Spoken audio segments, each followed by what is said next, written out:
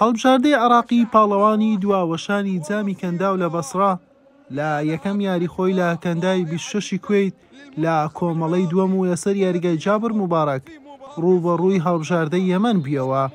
سپی پۆشەکانی عێراق لە یاریەکە باڵا دەست بوون. یەکەم مەترسی ڕاستەقینەش ئەم لێدانە ئیبراهیم بایش بوو لە دوورەوە. شێرەکانی ڕافیدەین بەردەوام هێرشیان دەبردە سەر گۆڵی یەمەن. یەکەم هێرشی یەمەنیش لە ڕێگای ناسر محەممەدۆی هێرش بەریانەی زاخۆوە بوو. سوور پۆشەکانی یەمەن پشتیان بە هێرشی هەڵگەڕاوە دەبەست، بەڵام وەک پێویست سوودیان لێ وەرنەدەگرێت. جارێکی دیکەش بایش بووە مەترسی لەسەر گۆڵی یەمەن. گۆڵ پارێزەکەیان لێدانەکەی بایش و ئەحمەد یاسینیشی گێڕایەوە. هەرچەندە یارزانانی عێراق بە پەرۆژ بوون بۆ ئەوەی لە نیوە یەکەم بە گۆڵ بگەن، بەڵام یارزانانی هەردوو تیپ بە ئەنجامێکی سپیەوە گەڕانەوە ژووری خۆگۆڕین.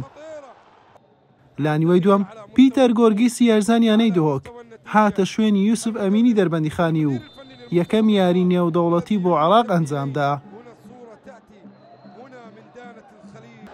فشارەکانی عێراقیەکان دەستی پێکردەوە. عەلی جاسم تەواو نزیک بوو لە شکاندنی بربەستی یەکسانی. لە خولەشی 64 بە ئەسیستی ئەمجەد عەتوانی یارزانیانەی زاخۆ ئەیمەن حوسێن عێراقی بە گۆڵ یەکەم لە یاریەکە پێشخست.